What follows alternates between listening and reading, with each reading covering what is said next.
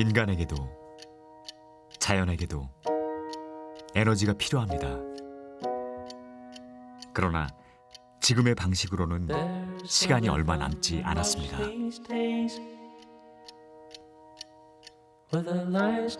이것은 나와 에너지에 대한 이야기입니다.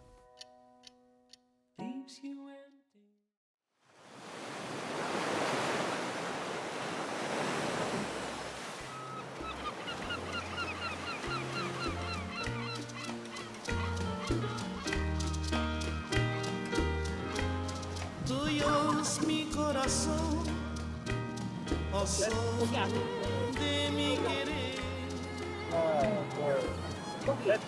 mover de mi ilusión, mi amor. 제주도에서 감귤 농사를 짓는 김민희 씨. 그녀는 1년 전 귀농했습니다. 제주도에 대한 정말 좋은 기억들이 많았고 제가 여기서 나고 자랐기 때문에 애양심이 있다고 해야 될까요? 그러니까 지키고 싶었어요. 제가 살았던 곳을 지키고 싶었고 가지를 자르면 좀 햇빛이 많이 들어오겠다 하는. 아직은 부모님에게 배워야 할 것이 많은 초보 농사꾼이죠. 그렇겠으면 일로 잘라줘요. 아 맞아 얘 살려야 되죠. 그런데 진짜 문제는 따로 있었습니다. 바로 달라진 제주도의 날씨였죠. 뭐 여름에 비가 그렇게 50mm 정도만 와도 적당하고 그 정도만 원래 왔었대요. 근데 갑자기 작년에 100mm가 와버린 거예요. 그리고 장마의 시기가 아닌데도 갑자기 100mm의 비가 쏟아져서 그 귤의 산이 다 빠져버려서 맛이 없어지고. 제주도에 내려온 뒤 민희 씨는 기후 변화를 더 크게 실감하고 있습니다. 그러면 우리 어머니 아버지의 농업이나 이제 농사는 또 어떻게 되는 걸까라는 무서움을 느끼기 시작했어요. 그러면서 제가 기후위기에 대해서 딱 알고 나서 사실 많은 무기력감을 들였는데 어떻게 내가 대응을 할 수 있을까에 대해서 초점을 가지고 많이 활동도 하고. 환경 문제에 관심이 많은 민희 씨와 고민을 함께하는 동료들이 있습니다. 거기에 엄청 해녀 학교를 졸업한 윤정 씨와 경진 씨도 한 해 한 해 달라지는 제주 바다에 마음이 무겁습니다. 밖에서 보는 뭐 에메랄드빛 바다를 생각하시겠지만 지금 뭐 근 몇십 년 사이에 바다는 정말 많이 바뀌었어요. 한 가지는 폭발적으로 증가하는 뭐 상황이 됐는데 그런 게 뭐 소라나 전복같이 먹을 수 있는 거면 좋겠는데 먹을 수 없는 그런 것들이 자라고 있거든요. 매년 이즈음 고내리 해녀들은 톳을 채취하느라 바쁩니다. 거친 풍랑에도 바다로 향했던 그들이지만 바다의 급격한 변화에는 방법이 없습니다. 많이 떨어집니다. 그래요? 그전에는 전복도 많고 해삼도 많고 소라도 많은데 요즘은 좀 떨어져요. 평생을 제주 바다와 함께했지만 바다는 점점 더 낯설어지고 있습니다.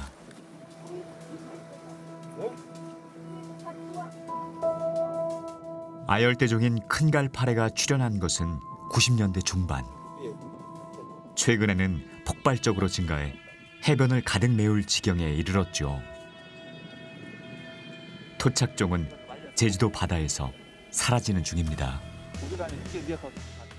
겨울에 수온이 확실히 많이 올라가 있다 보니까 이 파래들이 죽지 않고 겨울철에도 성장을 하고 1년 내내 성장을 하다 보니까 양이 줄지가 않고 단일종이 계속적으로 우점하게 되는 현상들이 나타나게 되니까 일단 건강한 생태계는 아닙니다. 일단 저희 이쪽 신양 같은 경우는. 하나가 툭 떨어지면 얘가 또 커지는 거고. 수온의 상승으로 큰갈파래가 번성하면서 제주 생태계는 다양성이 무너지고 있습니다. 신양 바다를 포함해 제주 바다 전역이 위협받고 있습니다. 수온이 계속 상승한다고 한다면 아마 계속 이런 식으로 많아지게 되고 결국 또 치우고 또 많아지고 치우고 많아지고 계속 그런 순환이 될 것 같습니다. 사실은 그렇게 치워진다고 해서 큰 의미가 있는 건 아닙니다. 하지만 생업이 가로막힌 주민들에게 치우는 것 말고는 방법이 없습니다. 뭐가 본질적으로 문제가 있긴 있는 것 같아요. 서울에서 살 때 20년 전에 여기를 이제 윈드서핑 타러 왔을 때는 거의 이게 없었고 완전히 깨끗한 바다였죠. 그때는 여름에 오면 뭐 해수욕객도 상당히 많았었는데 지금은 여기 신양 바다 자체가 거의 죽었다고 보시면 돼요. 기후 변화로 우리가 당연하다고 여겼던 풍경이 점점 사라지고 있습니다. 제주도는 그 시작에 불과합니다. 8년 안에 온실가스를 지금의 절반 정도로 줄이지 않으면 인류의 안전, 생태계 보전이 힘들어진다는 유엔 보고서가 나왔습니다. 끝없는 성장과 발전을 추구했던 인류에게 전혀 다른 차원의 문제가 생겼습니다. 그것은 바로 지구온난화 한계온도 섭씨 1.5도. 2022년 현재를 생각을 하면 이미 1도 넘게 오른 상태고요. 우리한테는 한 0.4도 정도의 어떤 여유분이 남았다고 보시면 될 것 같은데, 만약에 뭐 0.4도면은 뭐 얼마 크지 않아 라고 생각할 수 있는데, 이게 약간 어떤 체온과 비슷하다고 보시면 될 것 같아요. 우리가 감기에 걸려서 40도가 넘게 되면 정말 큰일 나게 되죠. 이런 것처럼 우리가 0.1도 오를 때마다 기후 생태계가, 지구의 생태계가 빠르게 파괴된다라고 보시면 될 것 같고요. 지구온난화로 인한 자연재해. 자연이 보내는 분명한 경고에도 불구하고 우리는 아직도 누군가의 불행 정도로 생각할 뿐입니다.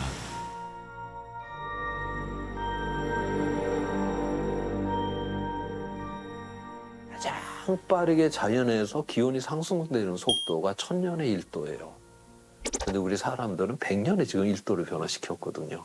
그러니까 자연보다 10배나 지금 빠르게 변화를 시킨다. 1.5도면 15배, 2도면 뭐 20배 이상으로 극단적인 날씨에 이 증폭이 커지면서 결국 우리의 생존의 기반이 그만큼 무너져가 버린다. 기후변화의 심각성을 알리고 있는 조천호 박사. 지구가 버틸 수 있는 시간이 얼마 남지 않았다고 그는 말합니다. 지금 현재보다 지구 평균 기온이 한 1도 정도 이제 올라가게 되면 약 식량이 한 10% 정도 줄 것이다라고 봐요. 그런데 실질적으로 지금 우리가 모자라지 않는데도 지금 누군가는 굶는 세상인데 실제로 우리가 5%, 10% 식량이 줄었다. 사람이 그 안전에서 가만히 앉아서 굶어 죽는 존재가 아니잖아요. 수억 명의 사람들이 먹을 것을 찾아서 국경을 넘나드는 이런 난민들이 엄청나게 발생을 한다. 기후변화는 날씨 문제에서 그치지 않고 연결된 재앙의 형태로 결국 생존 자체를 위협할 것입니다.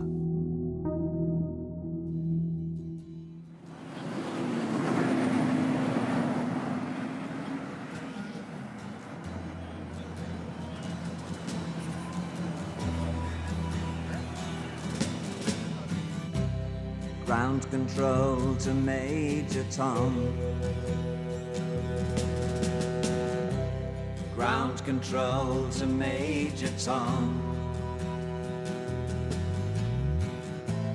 Take your protein pills and put your helmet. 전 세계가 연결되어 있고, 이런 부분에서 식량 생산적인 측면에서 볼 때 분명히 그런 부분에서의 문제가 온다. 그리고 그런 부분들은 사회적 갈등을 되고 난민 문제가 오게 되면 하나의 연결된 세계 속에서 뭐 전쟁과 기근이 반복되고 또 우리 역시 자연재해가 거세지고. 그래서 전문가들은 말합니다.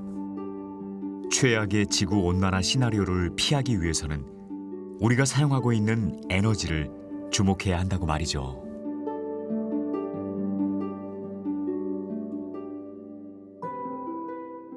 에너지의 직간접적인 사용에서 나오는 그런 온실가스 배출이 전체의 한 75% 정도 된다라고 보시면 될 것 같아요. 그러면 우리나라 같은 경우에는 제조업 국가고 또 수출을 하고 있는 그런 수출 산업 기반의 국가이기 때문에 에너지의 온실가스 배출이 어떤 전 세계 평균보다 더 높아요. 그렇기 때문에 탄소 중립, 기후변화를 대응하는 그 노력은 에너지를 바꾸는 부분들이 가장 중요한 과제가 되는 부분은 당연하고요. 석탄과 석유 등 화석 에너지는 막대한 양의 온실가스를 배출합니다. 하지만 아직까지 우리는 화석 연료에 의존하고 있는 상황이죠. 포스코가 강원도 삼척에 짓고 있는 초대형 석탄 화력 발전소 삼척 블루파워. 원전 2기와 맞먹는 규모입니다. 신규 석탄 발전소 7기에는 비극적이라고 생각합니다. 그 발전소들이 우리나라의 온실가스 목표, 그다음 전 세계의 기후변화 목표를 비춰봤을 때 운영할 수 있는 공간이 굉장히 적습니다. 탄소 예산이 그 발전소들을 위해서는 존재하지 않다고 생각하기 때문에 산업을 우리가 전환하지 않게 되면 계속 화석연료에 의존하는 그런 산업을 갖고 있게 되면 우리가 결국 그 산업을 버려야 되거든요.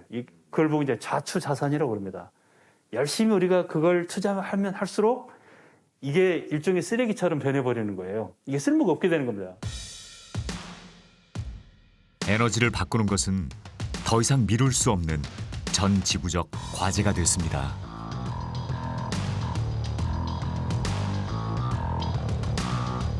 전 세계는 지금 에너지 전환에 박차를 가하고 있습니다. 10대 대표 과제는 한국판 뉴딜을 뉴딜답게 만드는 시그니처 사업입니다.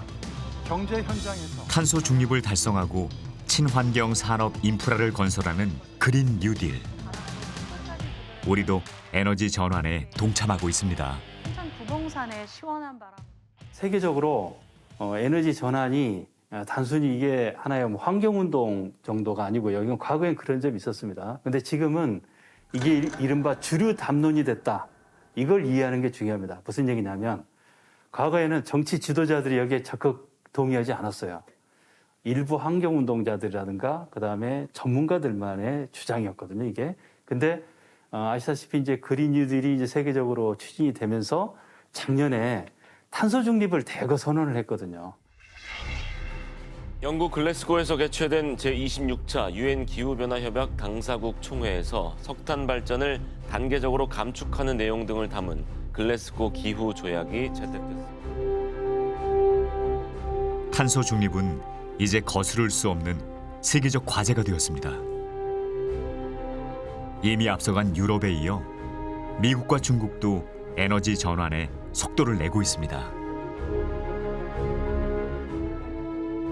최근에 미국의 재생에너지 관련 국책연구원에서 미국의 에너지 전체 구성에서 태양광을 40%까지는 활용할 수 있다라는 연구 보고서를 낸 부분이 있거든요. 그러면 미국은 사막도 있고 태양도 정말 풍부하니까 충분히 40%까지 갈 수 있을 것 같아 라고 이야기를 할 수 있지만 사실은 지금 미국의 태양광의 어떤 활용 정도는 4%밖에 되지 않아요. 근데 40%라는 목표를 제시한 거는 지금까지 설치한 태양광을 거의 2년에 그 정도를 달성을 해야 된다. 그러면 이 숙제를 안 하고 어떻게 피해갈 방법이 있냐? 우리가 전혀 수출 의존 경제 구조를 갖고 있는 나라에서는 다른 수가 없다. 외통수에 걸린 겁니다.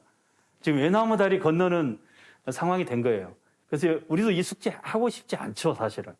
이거 안 하고 우리가 이 문제를 해결할 수 있다면 얼마나 좋겠습니까만 그런 길은 존재하지 않는다.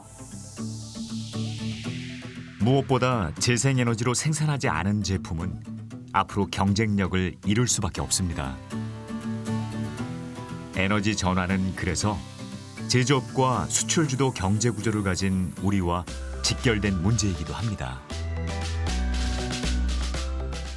재생에너지가 그동안은 서브 에너지로서 주력 전원을 보조를 하는 역할을 했다고 그러면 최근 통계를 보면요. 재생가 지금 25기가와트 이상 설치가 돼 있습니다. 우리나라 국가 전체 전원 발전비 중에 한 5분의 1 정도 되는 정도의 용량까지 재생에너지가 늘어난 것이죠. 재생에너지로의 전환 속도가 상당히 빨라지고 있다. 속도와 함께 재생에너지 산업을 어떻게 육성해 나갈지도 중요합니다. 에너지 자립을 위한 기술 경쟁력은 국가적 과제일 수밖에 없습니다.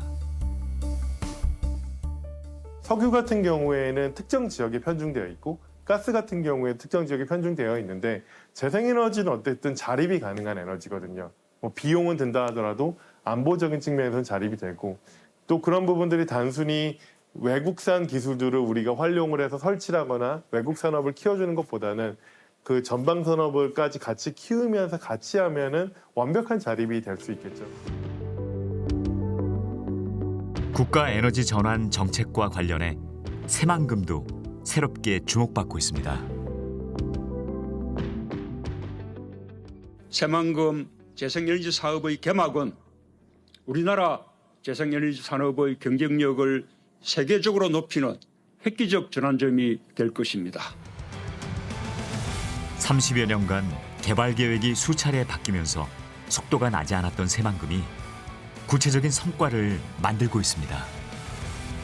특히 재생에너지 실증 연구단지와 산업단지 조성으로 규모의 경제를 추진하는 중입니다. 새만금 지역 같은 경우에는 단순히 이제 신재생 에너지를 발전한다는 역할을 넘어서서 이제 그 발전한 전기를 이 산단에서 사용을 하고 그리고 이제 연구기관을 유치해서 재생에너지와 관련된 연구도 확장을 하면서 인력 양성까지 이제 추진하는 게 저희 이제 새만금 재생에너지 이제 클러스터의 목표입니다. 그 첫걸음으로 작년 12월 육상 태양광 1구역이 상업 발전을 시작했습니다. 일조량이 풍부하고 부지가 넓다는 것이 새만금의 장점인데요. 앞으로 총 300메가와트 규모의 발전이 이루어질 예정입니다. 이곳의 재생에너지는 연간 8만여 가구가 사용할 수 있는 규모로 국내에서 가장 큰 용량의 태양광 발전입니다. 일단 새만금이라는 그 미리 부지의 특수성으로 사업 여건이 상당히 좋은데 일반 부지에서 지금 사업을 하게 되면 그 사업 부지에 대한 수용이 상당히 힘듭니다. 민원 때문에. 그런 민원이 거의 없다고 보시면 되고 그리고 지금 이거 새만금 부지 자체가 평지이기 때문에 건설비도 감축이 되고 또 민원이 없다 보니 건설 기간도 상당히 단축됩니다. 규모와 사업 속도 면에서 최적의 입지 조건을 갖춘 새만금 태양광. 안정적인 운영을 통해 연간 일조량 및 날씨에 관한 중요 자료들을 축적해 나가고 있습니다. 이런 데이터와 경험치가 쌓인다면 새만금 재생에너지 클러스터의 또 다른 경쟁력이 될 것입니다. 또 하나 이제 중요한 특징 중에 하나는 그 지역 주민들과 상생을 이제 추구를 한다는 것입니다. 이 사업을 하는 컨소시엄의 40% 이상이 지역 기업이 참여를 해야 됩니다. 또한 그 사용하는 기자재의 50% 이상을 지역 기업이 생산하는 기자재를 사용해야 되기 때문에 태양광 사업으로 인해서 지역 기업들의 활성화되는 그리고 일자리가 창출되는 효과가 있을 것 같고요. 대규모 재생에너지 발전 시설에만 초점을 맞추는 게 아니라 재생에너지 산업 생태계를 만드는 것이 중요합니다. 앞으로 진행될 2.1기가와트급 수상 태양광이 주목받는 이유이기도 하죠. 재생에너지 산업의 경쟁력은 속도와 규모라고 저는 생각을 합니다. 그러한 측면에서 전라북도는 최초의 직접화 단지 지정을 받고 속도감 있게 투자를 하고 있습니다. 아울러 규모도 타 지자체에 비해서 크고 또 그것을 더욱더 키우기 위해서 발굴 노력도 이루어지고 있습니다.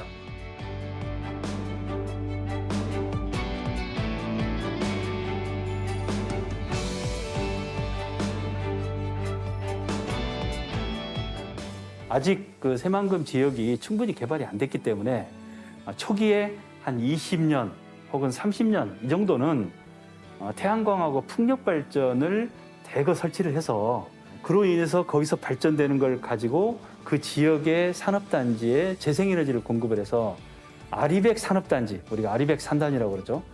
아리백 산업단지를 새만금 지역에 유치하는 거 이게 굉장히 중요한 경제 발전 모델이 될 것 같습니다.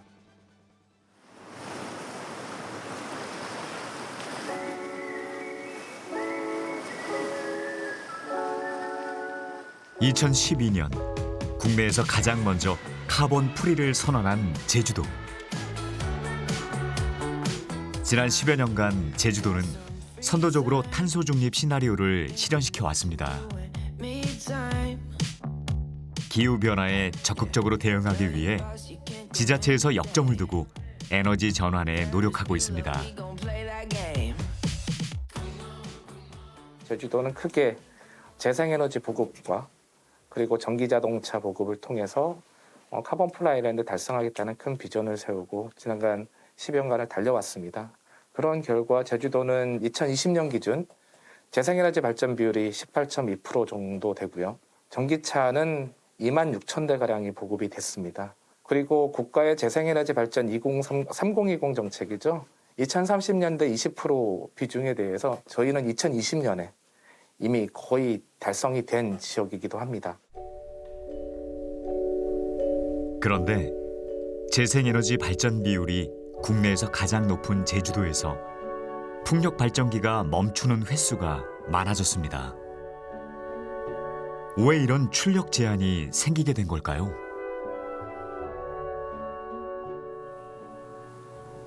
제주도의 전력 공급을 관리하는 전력거래소. 정전이 발생하지 않도록 매일 발전량을 조절합니다. 전력이 부족하지도 넘치지도 않게 관리하는 게 핵심이죠. 전통적인 발전기들은 전기 소비에 맞춰서 발전량을 조절할 수 있지만 풍력 태양광은 전력 소비에 맞춰서 전기 발전량을 조절하지 못하는 그런 어려움이 있습니다.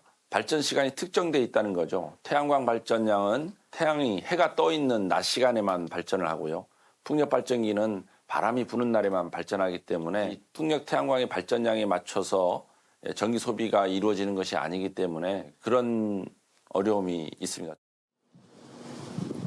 필요한 전기보다 발전량이 많으면 정전 등의 사태를 막기 위해 출력 제한 조치가 내려지는데요.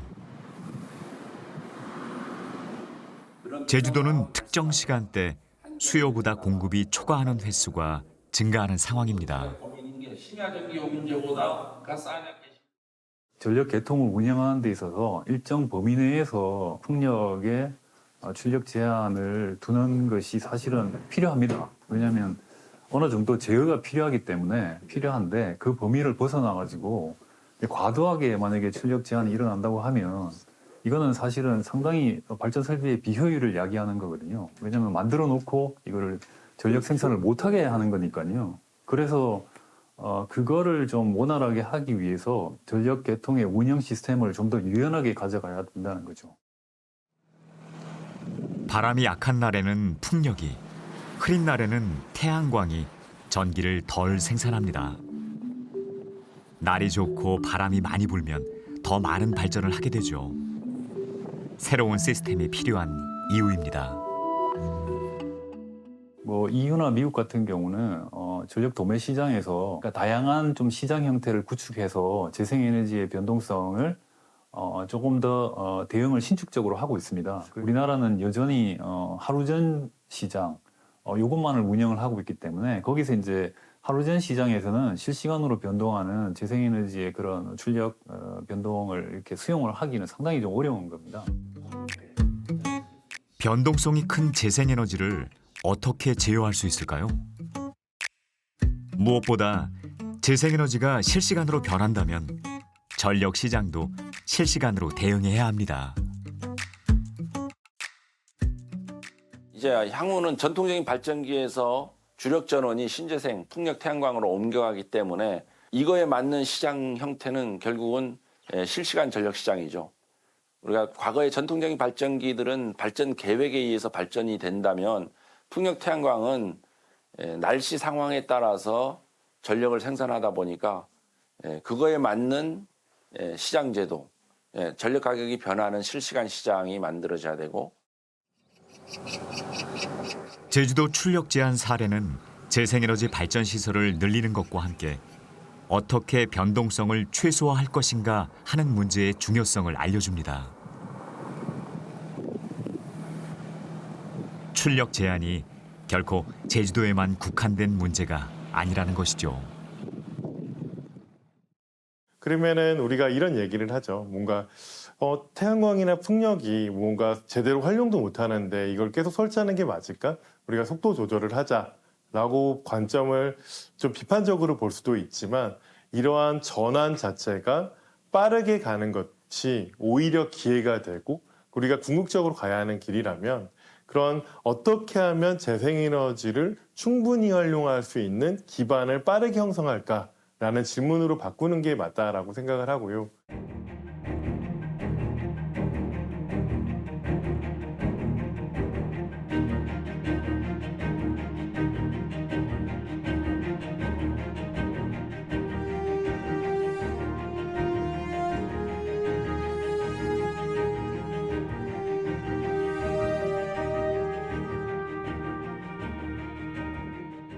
우리가 일반적으로 뭐 탄소 중립이든 뭐 기후변화 대응이든 얘기를 하면 뭐 태양광과 풍력을 쉽게 생각하는 것 같아요. 근데 전기를 생산했는데 전기를 전달할 시설이 없다면 그 생산하는 전기는 버려야 되는 상황이거든요.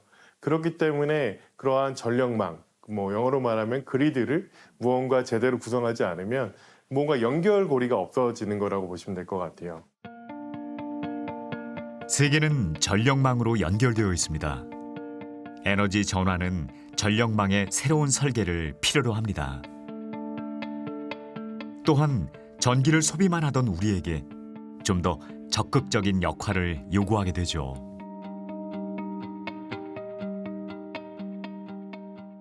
쉽게 생각하면은 그 배전 선로라고 하는 우리 집 인근에 있는 전기 선로들 같은 경우에는 예전에는 단방향으로만 흘렀거든요. 그러니까 왜냐면 우리는 소비만 하기 때문에 한 방향으로만 흘렀는데 이제 태양광이나 이런 여러 재생에너지나 아니면 에너지 저장 시설이 그런 우리의 사용지에 가깝게 설치가 되고 그렇게 되면서 양방향의 흐름이 필요하게 되고요. 그런 양방향의 흐름을 제어하거나 아니면 이런 부분들을 관리할 수 있는 시스템 체계적인 부분의 변화가 필요하게 된다고 보시면 될 것 같습니다. 바야흐로 나와 에너지의 시대입니다. 에너지 전환 시대에는 더 지혜로운 전력 사용이 필요합니다. 그래서 낭비되는 전기가 최소화되도록 전기 수요를 조절하는 게 중요해지고 있죠.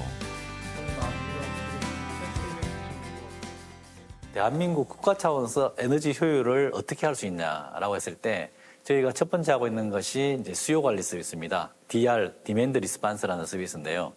DR 서비스를 왜 하게 됐냐라고 하면 이 에너지를 효율적으로 관리를 함으로 해서 실제 국가 차원의 에너지를 20% 정도를 감축할 수가 있습니다. 얼마나 사용할지 정확하게 예측한다면 딱 그만큼의 전기만 생산하면 됩니다. 만약에 전기가 남았다면 저장해서 필요할 때 사용하는 방법도 있겠죠. ESS 서비스는 재생에너지가 태양광이나 풍력이 간헐적인 것에 대해서 보완해 줄 수가 있습니다. 이 ESS라는 배터리가 버퍼링 작용을 하는 거죠.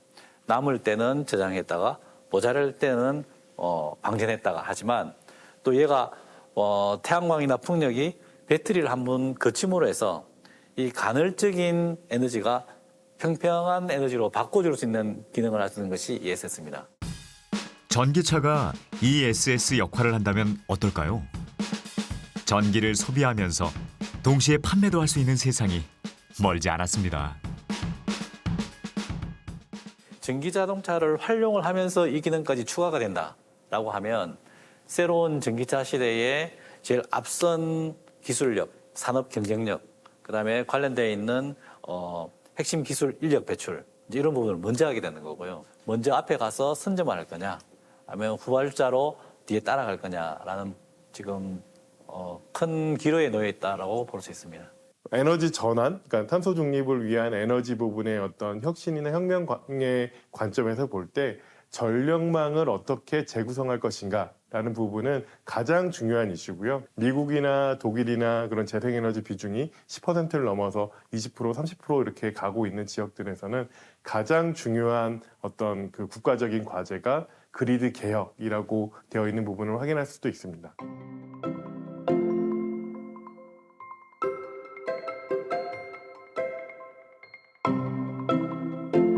지금부터는 우리 이웃들의 이야기를 해보려고 합니다. 경기도 안산의 한 협동조합에서는 시민들이 태양광 발전소를 통해 직접 전기를 생산하고 있습니다.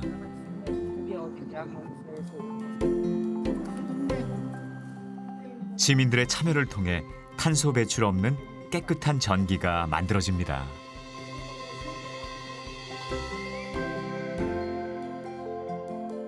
지금 이제 만 9년 차가 됐는데요. 발전소는 40개 발전소에 우리가 한 4,260kW 정도의 설비 용량을 갖게 됐고요. 자본금이 47억 원 정도 될 정도로 시민들이 47억 원을 낸 거죠. 그런 정도로 지금 성장을 했고요. 저희 안산은 발전소만 짓는 게 아니고 발전소 설치업도 하고 있고 장기적으로는 유지관리업도 하고 또 전력 중개회사도 하려고 합니다.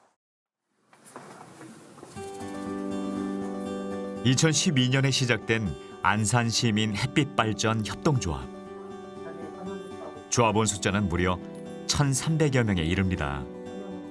기후변화에 대한 실천으로 재생에너지에 주목했고 공공부지에 태양광을 설치했던 초기 모델에서 다양한 영역으로 사업을 확장해 가고 있습니다.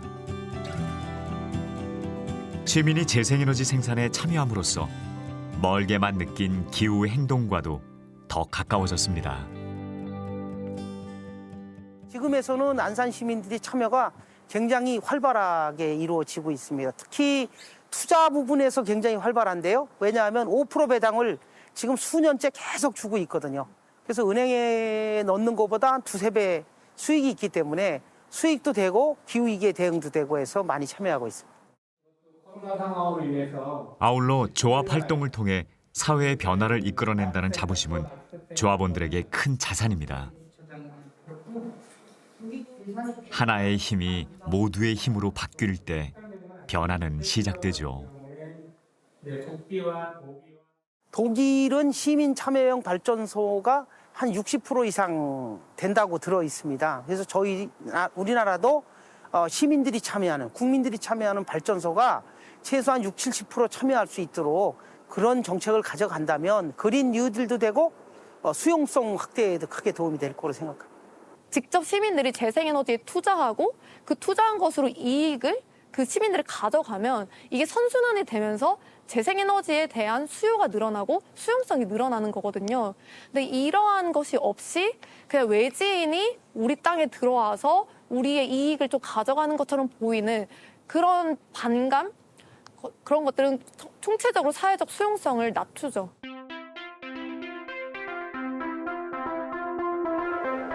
직접 참여하고 이익을 공유함으로써 재생에너지를 더 쉽게 받아들일 수 있습니다.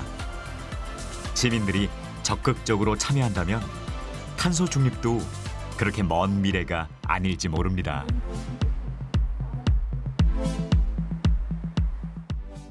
우리나라는 지금 재생에너지에 대한 찬반 논란이 격하고 민원이 많이 발생하고 있습니다. 사실은 거의 가짜뉴스에 가까운 내용들인데 이걸 이해하려면 주민들이 직접 참여해서 거기서 수익도 내고 또 관심을 갖게 되면 그런 가짜뉴스가 잘못된 것이라는 걸 알게 되고 해서 그래서 주민들의 수용성이 높아지게 되고 그 수용성이 높아짐으로 해서 정부는 더 과감하게 재생에너지로의 에너지 전환을 해나가는 그런 토대가 될 거라고 생각을 합니다. 에너지 전환은 해가 비추는 곳이라면 어디든 가능합니다. 여기는 성백골 에너지 자립마을입니다. 평범한 시장이지만 에너지에 대한 고민이 시장 구석구석마다 담겨 있습니다. 전기 같은 거 쓸 때도 옛날에 백열등 쓰다가 이제 LED로 바꿨고 그 다음에는 이제 LED도 이제 태양광을 통해서 이제 쓰니까 조금 나도 이제 기후 위기에 조금씩은 동참을 하고 있구나. 그러니까 상인들한테 물어보면 대부분 그 마음이에요. 또 이게 큰 벌이가 되는 건 아니지만 그래도 우리도 좀씩 줄여주면 고객들한테 좀 도움이 되지 않을까. 그래서 그런 마음이 좀 전해졌으면 하는 마음으로 고객들한테도 많이 이제 얘기를 합니다. 윤혁 상인회장은 옥상에 설치한 태양광으로 과일 가게 실내 등을 밝히고 있습니다.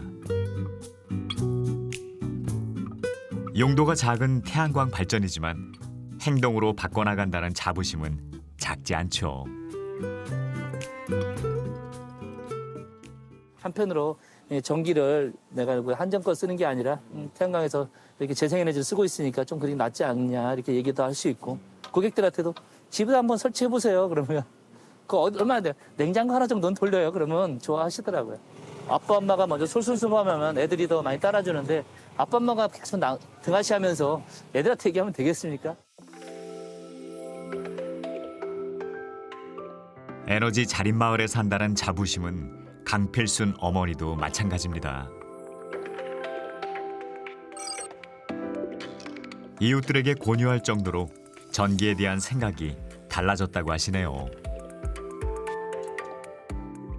태양광을 설치하면서 좋은 거는 첫째 전기가 절약되고, 태양이 떠 있을 때는 그냥 아까워요.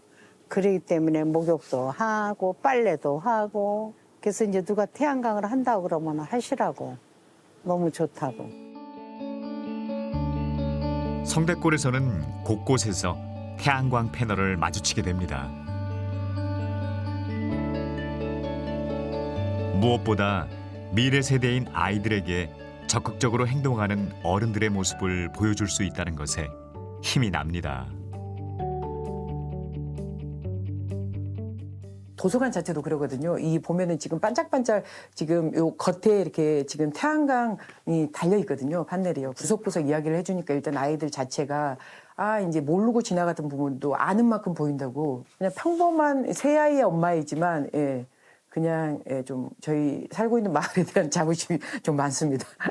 어떤 전문가를 모시고 오늘 특강했으니까 오늘 동기부여가 되는 게 아니더라고요.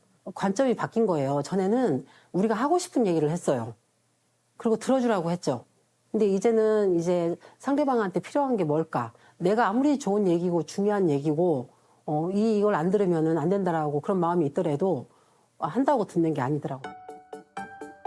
한 사람의 마음을 여는 일은 하루아침에 이루어지지 않습니다. 자라나는 아이들이 기후변화에 관심을 갖고 행동하게 하는 힘은 결국 어른들의 실천에 달려 있습니다.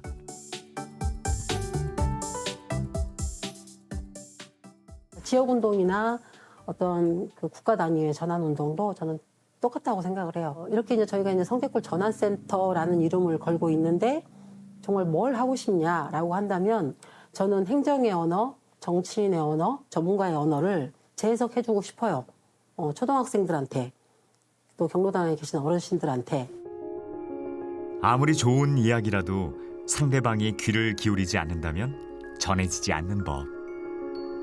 오랜 시간 마을 문화를 갖고 나가야 에너지 절약과 환경운동에 동참할 수 있는 공감대가 만들어집니다.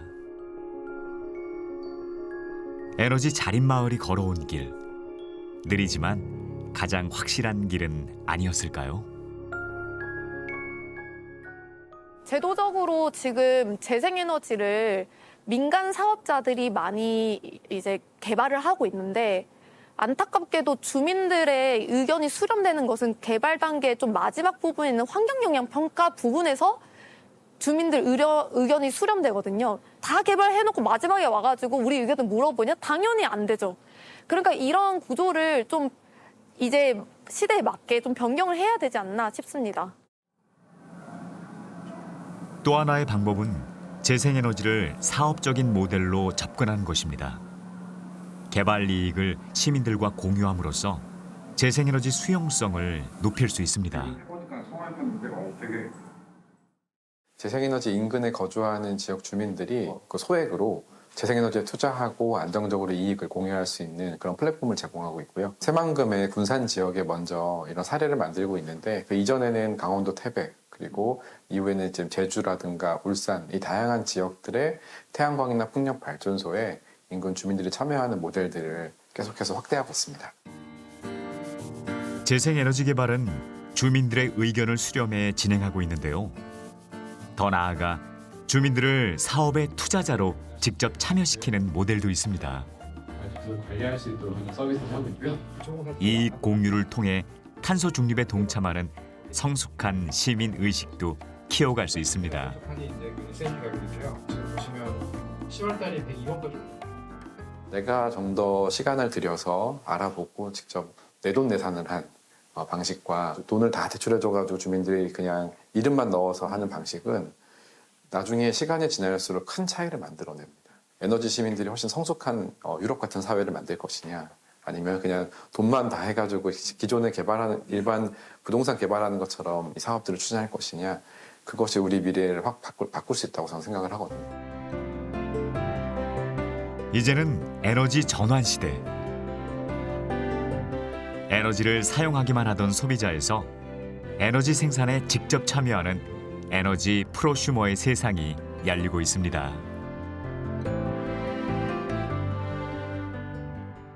결국에는 이런 미래의 에너지 시스템 혹은 미래의 어떤 전력망을 생각하게 되면 어떤 지금의 소비자들이 단순히 소비만 하는 이러한 수동적인 체계가 아니라 우리가 기후변화에 대응하는 그 부분에서도 기여를 하고, 그 기여에 따라서 우리가 이득을 얻을 수도 있는 그 이득이 경제적인 이득으로 전환할 수 있는 시스템을 만드는 부분이 상당히 중요하다라고 보시면 될 것 같습니다.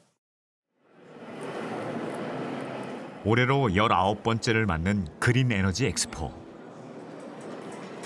2050 탄소 중립을 목표로 태양광을 비롯한 재생에너지 산업과 기술이 빠르게 발전하고 있습니다.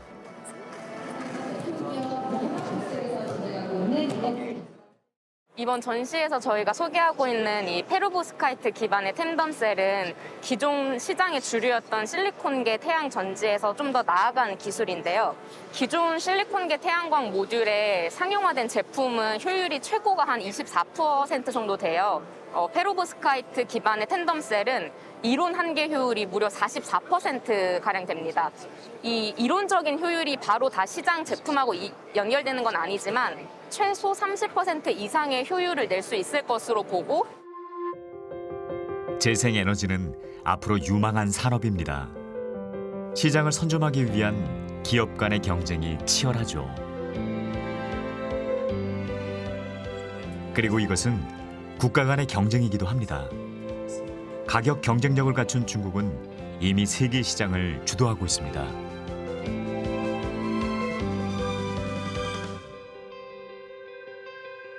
상당히 시간이 부족한 상황입니다. 이미 글로벌 아리백 같은 경우에는 많은 기업들이 2030년까지 100% 재생에너지를 쓰겠다고 선언을 했는데, 우리나라는 재생에너지 사용 비중이 거의 1%도 안 되는 게 현실이거든요. 산업체 같은 경우에는. 따라서 이런 100%를 거의 7, 8년 안에 끌어올린다? 상당히 어려운 과제죠. 재생에너지 선진국이 주도하는 탄소 중립과 아리백은 앞으로 점점 더 강화될 것입니다. 이 경쟁에서 뒤처지는 국가는 이제 더 이상 앞으로 나아갈 수 없을지 모릅니다. 재생에너지는 세계적으로 그렇게 많이 떨어졌는데 아직도 우리나라에서는 이제 예를 들어서 태양광 같은 경우는 한 112원 전후 이렇게 되거든요. 그러니까 거의 한 3배 정도 비싼 거죠. 세계적인 추세에 비해서. 전 세계적으로 재생에너지가 그 원전이나 화력발전보다도 이제는 2배, 3배 더 싼데도 불구하고 우리나라는 오히려 재생에너지가 여전히 지금도 한 2배 가까이 비싼 그런 상황이거든요. 전기는 산업 부문에서 가장 많이 쓰거든요. 산업 부문에서 50% 이상을 써요. 그러면 산업 부문이 재생에너지를 쓰는 것이 굉장히 중요하거든요. 그래서 이제 전 세계적으로 아리백이라는 이니셔티브가 있죠. 이 아리백 이니셔티브를 하기 위해서 기업들이 재생에너지를 구매할 때 어느 정도 경제력이 있어야 재생에너지를 쓰게 된다. 근데 지금 우리나라의 전기요금 구조에서는 기업들이 재생에너지를 쓸 요인이 전혀 없다라고 말씀을 꼭 드리고 싶습니다. 인류의 눈부신 발전은 지금 시험대에 올라와 있습니다. 기존의 방식으로는 예고된 파국을 피할 수 없습니다. 기후변화로 연결된 재앙은 지구에 사는 모든 사람들에게 영향을 미칠 것입니다.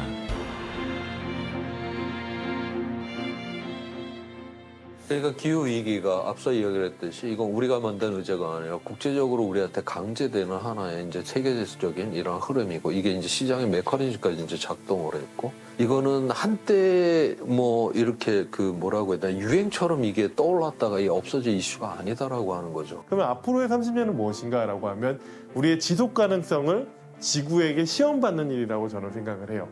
우리가 얼마나 더 신경을 써서 더 노력을 하면 지구로부터 인정을 받아서 우리가 보다 더 살기 좋은 지구가 되는 거고요. 만약에 그 테스트에 실패하게 되면 우리가 살기 어려운 환경이 되겠죠. 한국은 이제 세계를 선도하는 국가 중에 하나입니다. 특히 기후변화와 관련해 앞으로 더 높은 책임과 의무를 요구받게 될 것입니다. 개발과 성장보다 탄소 중립이 더 중요한 시대. 지속 가능한 미래는 결국 나의 행동으로부터 시작될 것입니다.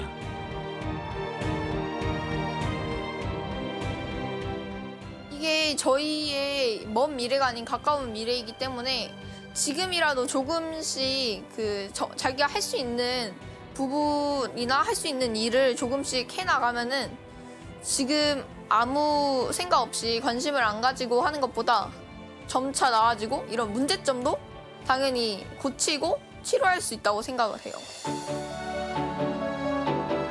우리는 무엇을 할 수 있을까요? 기후 변화에 따른 탄소 중립을 실현하기 위해 어떤 선택을 할 수 있을까요? 나와 에너지는 연결되어 있습니다. 지나온 30년보다 앞으로의 30년이 우리 모두에게 더 중요합니다. 재생에너지는 큰 틀에서 장기적으로 봤을 때 투자입니다. 결국은 재생에너지 전환은 투자가 될 것이고 미래 세대를 위한 투자이기도 하지만 현재 살고 있는 우리에 대한 투자이기도 합니다. 새만금의 재생에너지 클러스터의 앞으로의 최우선 과제는 속도감 있고 대규모 투자 발전 단지의 조성입니다. 이를 위해서는 주민 수용성 확보가 최우선져야 되기 때문에 주민 그리고 지자체 그 사업자들이 함께 모여서 합의하고 신뢰를 형성해서 빨리 그리고 대규모로 발전단지 조성을 해 나가는 것이 아주 최우선 과제가 아닐까 생각합니다. 그래서 결국은 이제는 지자체, 그다음 주민, 시민들의 그 선택, 그게 그 지역의 미래를 좌우한다. 이건 국가 정책이 아니다. 국가 정책으로는 당연히 다 지원하고 육성하죠. 그렇지만 지자체가 선택 안 하면은 이제는 지자체 권한이 굉장히 막강해졌기 때문에 국가가 강제할 수 없습니다. 중앙정부가 강제할 수가 없어요. 지역 주민들의 선택이 곧 그 지역의 미래를 좌우한다. 에너지에 대한 나의 선택이 우리의 미래와 지구의 내일을 달라지게 만들 것입니다.